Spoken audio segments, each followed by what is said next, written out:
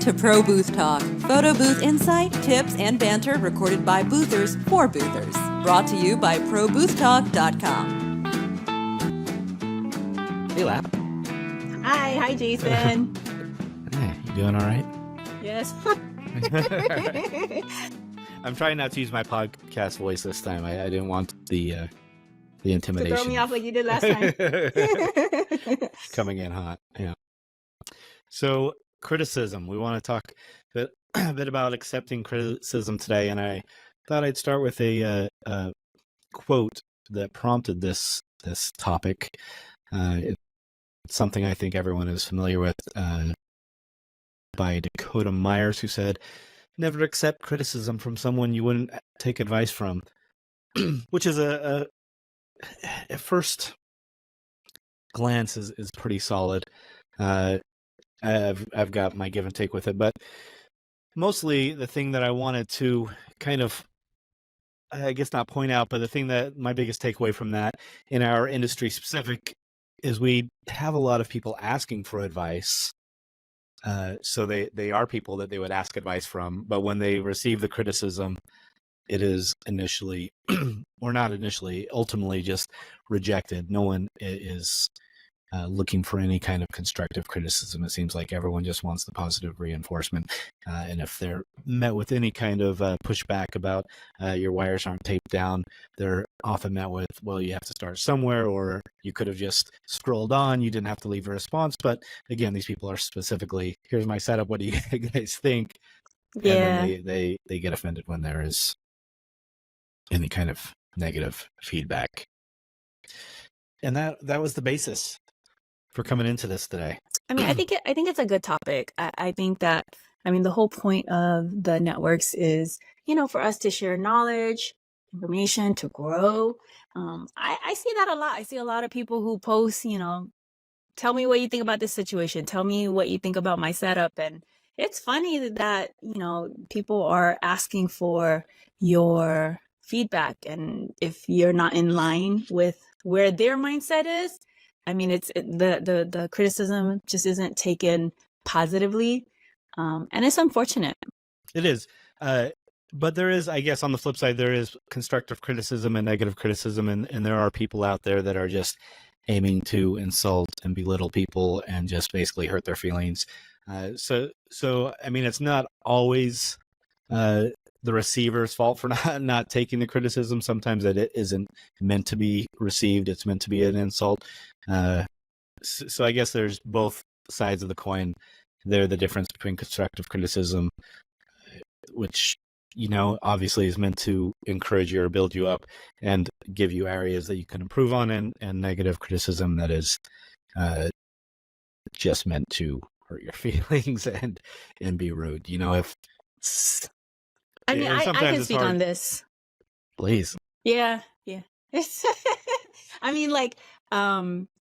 I learned a lot through the years being online. I got a lot of constructive criticism. The thing is, like, you're not always asking for the advice. I had a conversation with someone out on the East Coast one time. He gave me some really great insight about that. Like, he was just saying, I know people will say, keep on scrolling, keep on moving, if nobody asks for your thought process or your feedback or your advice on this. And this guy told me, this conversation I had with this guy, and he was telling me, you don't know till you know.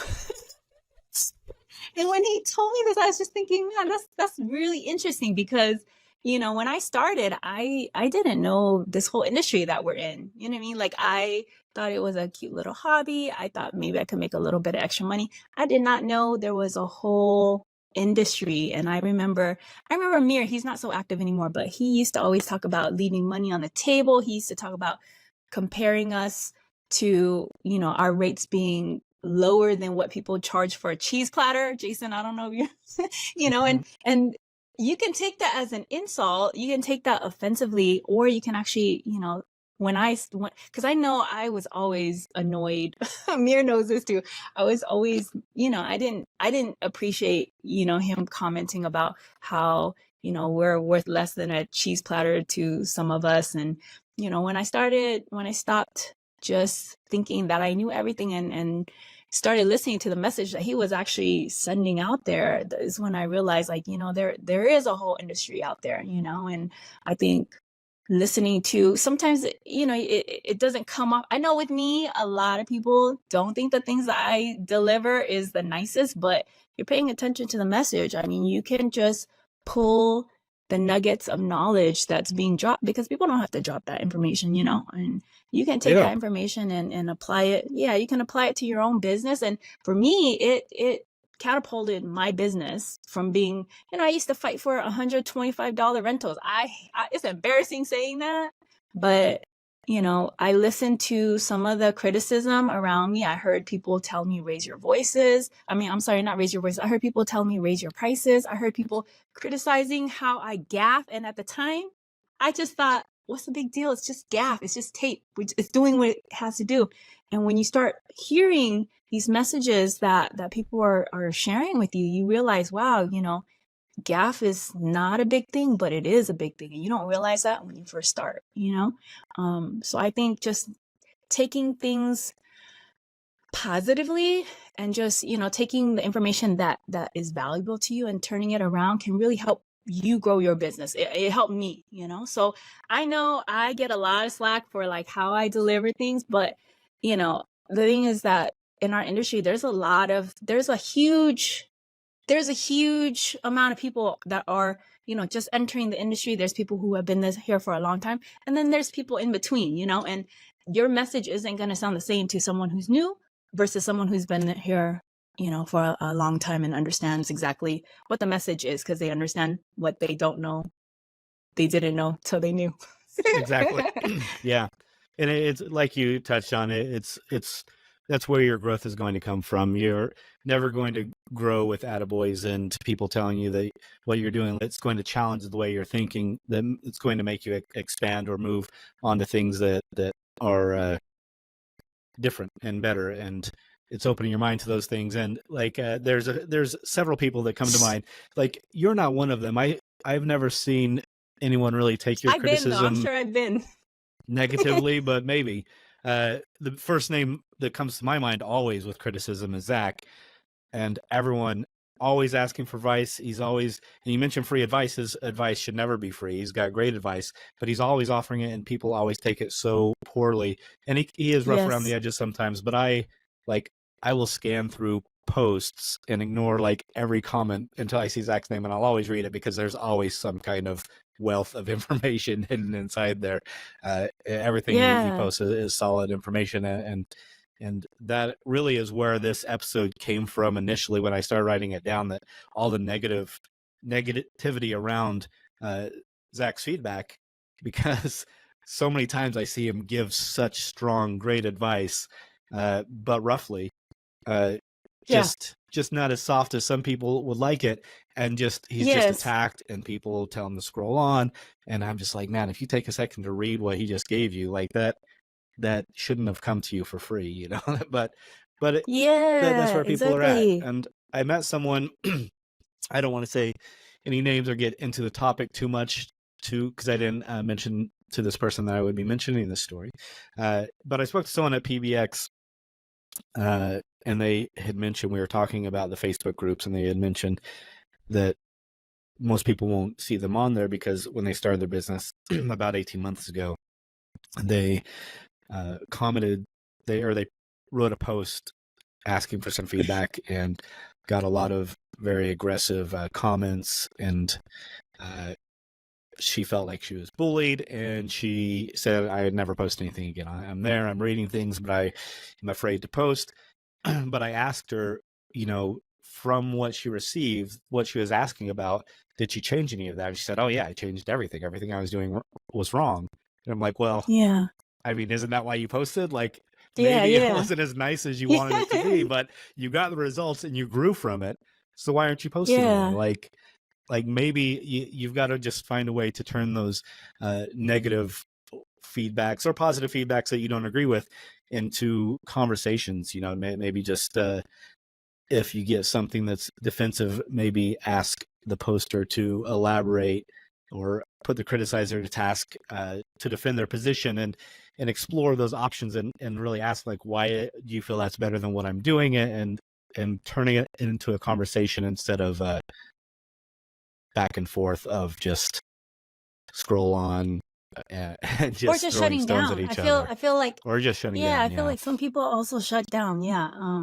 I know that online we sound different than who we are in person. Like people think that and it's all internal too, like how you're taking the comments. Like you can say the exact same thing and one person's going to interpret it one way, another person's going to interpret it negatively, but I think that there's what are we at, like 18,000, 20,000, 22,000 on photo booth communities. It's a huge network of people, so you're going to have I always say this, like you're always going to have different personalities, different communication styles. Not everybody's going to be communicating that in a way that's ideal to you, but that doesn't mean that the message is any different. And with Zach, I remember he when I first started, I remember he used to leave me he probably doesn't even remember, but he used to leave me comments and I used to get so upset.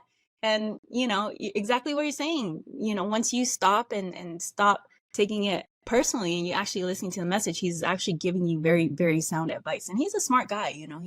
He's not somebody who's just winging his way through what he's doing. Like he's a researcher. He reads the manual. I work on Breeze, and sometimes the stuff that he knows more than me, I'm just, how did you even know that? So he's really, really smart guy. So when he does give advice, it's usually, you really should be paying attention. And he's one of the ones that influenced me too. It was not great experience when I first came into contact with him, and a few other people too, like it's just the way they communicate, the way they deliver. And, me and Zach, we're friends now. So it's 12 years later since I started. And, he's a big reason why I was paying attention to my gap tape, how my small things like the angle that your umbrella is at, how it's lined up, how your back screen is. I mean, I pay attention to all that now because I'm aware everybody's paying attention. Our clients pay attention to those small things. And that's the difference between someone who's, working in a backyard versus somebody who's being hired by, huge corporate companies. And when you first start, you don't realize that kind of stuff, Yeah, and people don't realize often that clients don't often give honest feedback. So if you post a photo of your setup and your wires aren't taped down or whatnot, and someone criticizes and says, "Hey, that looks great, but those wires need to be taped down," and you're met with, well, the client didn't have a problem with it. In fact, they gave me a good review or whatnot. A lot of times, if you ask someone, "Hey, how did you feel about everything?" they're going to tell you it was great because they don't want to insult you to your face. Right. And it's just not sincere. And people are like, I don't know why they didn't leave me a review, because I talked to them on site and they said they loved everything about it. But again, Yeah, but they're paying attention. They're paying attention. Yeah. They're just not bringing it up to you. That's the thing about like our peers. Yeah, our peers, we're paying attention to these things and we're pointing it out, not to hurt your feelings. We're not telling you to like knock you down, tear you down. It's just we want you to continue having the clients that you have, or acquiring new clients that normally wouldn't have even looked your way with gaff like that. Because that was me, when I started, I was just thinking, as long as it prints photos, as long as the photos look great, that's all that matters. I'm embarrassed to say, but when I was first started, I didn't always, you ask your clients for a table, you show up, they don't have a table, you don't have a table, what do? Jason, I was pulling out chairs and putting the printer on the chairs thinking, okay, it's functional. I would never do that now. I would and never thinking, do well, that nobody now. complained about it. Yeah, But they love don't the photo complain. booth. They just see it and they just take note of it, and they don't hire you Yes. again. Yeah, well, even if they do hire you, you are putting yourself in a certain class of provider. Like, there's different types of events for different photo booth providers. And if you're putting your printer onto a chair, you're not acquiring the kind of clients that are doing $1 million events, $1 million weddings. You're just not gonna be their provider because they pay attention to things like that. I get a lot of questions of like, how do you attract high-end clientele? And people always talk about like value, and for high-end clients, it's not value, it's you having the same aesthetic that matches that high-end clientele. And the thing is that I didn't know when I first started what a high-end aesthetic was. I didn't even know what aesthetic was, But and other people in the group will that's know, and they'll guide you yes, if you're yes, not, if you're willing to be guided. yes. I feel that's a huge keyword. Like if you're open to, other people's knowledge and the things that they're sharing, no matter how they're sharing it, I think that it opens up your mind and makes you realize things that you didn't notice before. One of the things about like an example of this is, I mean, the gap thing is one thing that is a huge thing for me because I didn't come from like the events industry. I know like DJs pay attention to that stuff. I remember one of my first events, we were at a restaurant. For me, it was high end at the time. It's like mid range now, but the DJ came up to me and he was like, hi, introducing himself. And he was like, I just want to tell you guys, the way you're gaffing, this is not right. And for DJs, I think it's a really huge deal. For me now, it's a huge deal too. Back then, I was like, what is up with this guy? Like, why is he like, giving me heat about how it was just the fact that we didn't do like a straight gaff. We did like a gaff and then we did a 90-degree angle unnecessarily. And at the time, I was just so upset. I was like, man, why is he criticizing? And now I'm thinking, why didn't anybody tell me this earlier? I could have saved myself so much. Like I could have saved myself so much embarrassment through those years. A quick side story that I guess doesn't have anything to do with criticism, except for, I guess, a boss giving constructive criticism to a staff member. I worked with somebody that obviously had been trained, because they was one of our staff members. They'd been trained through us. So surely they were told at some point how to gaff correctly, or at least I would assume or hope so. But we were doing a 360 and it was powered, or not powered, but being plugged in. It wasn't battery operated. So she basically just like threw the cord out, plugged it in, and the cord was like snaking over to the 360, and she literally just started taping it down, like taping it in S for like not even making any attempt to straighten it out at all. And that's just like, besides it looking atrocious, gnarly. like you'll use less tape. It'll be easier for you to tape down. Like I just don't understand that. Like everyone seems to have a really huge issue with gaff tape, and it can be so much easier. It can be so much easier. Yeah. And I don't want to come across. I don't want to come across like we're naive. That like I'm on TikTok. I see the criticism, if you want to call it that, of people just spewing hatred that involves zero critical thinking or advice. Like I realize that it's out there, that there's people that are just hateful and hurtful, and obviously that's not what we're talking about. Hopefully that's not in our communities. Sometimes it is, and our admins, try to get rid of those people pretty quickly. But obviously we're speaking more directly about negative criticism that can be taken as constructive.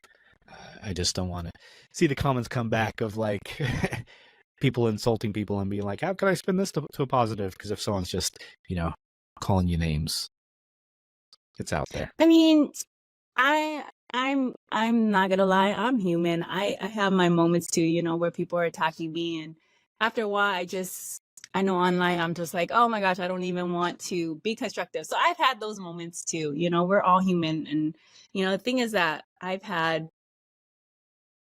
those moments, and then I've had the conversation with the person who I offended, and it always, it's easy to have those misunderstandings, or even just those moments where you're just frustrated with, what's being thrown out there, and I think we're all adults, and, I've had those uncomfortable conversations with people, and, we're cool after that, so it does happen. I know I'm guilty of it. I'm guilty of like some not so nice comments sometimes, but I'm not. I'm a nice guy all the time.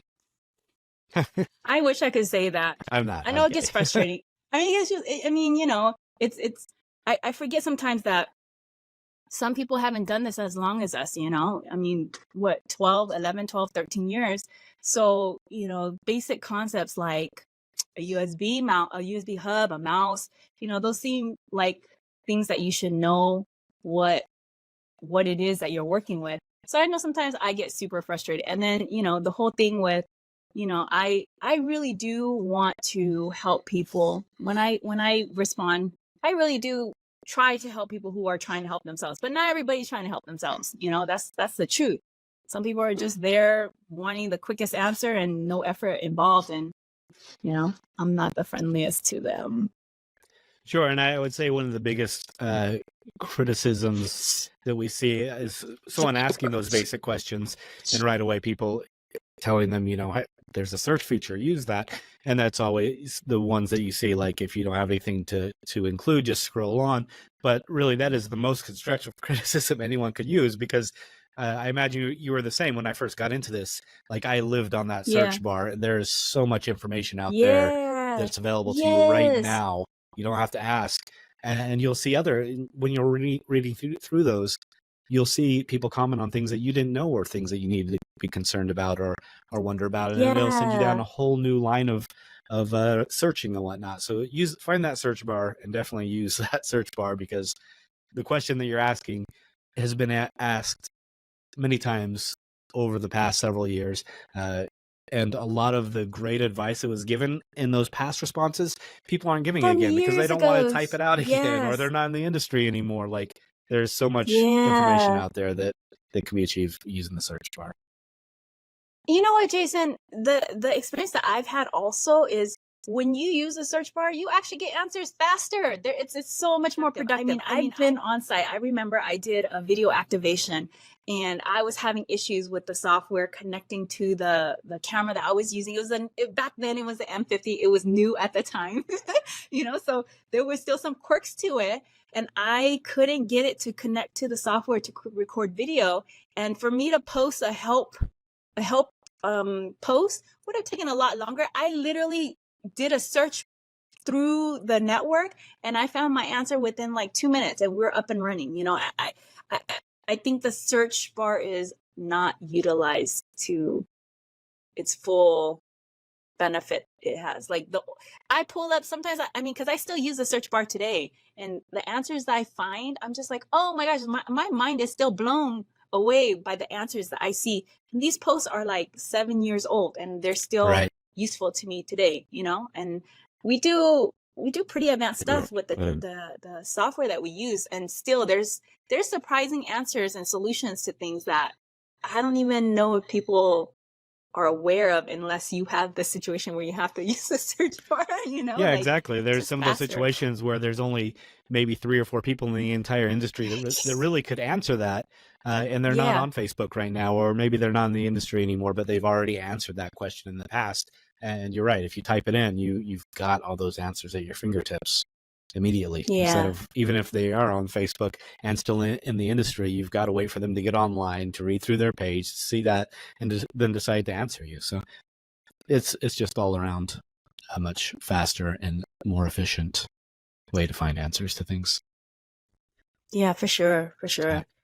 But I don't know that I think that probably wraps up criticism. I think we kind of cover just about as much as we can. I did want to close with a quote, since I opened with a quote. So I didn't have one at the ready, so I searched out and found one that I liked by Frank A. Clark, who says, "Criticism is like rain and should be gentle enough to nourish a person's growth without destroying their roots."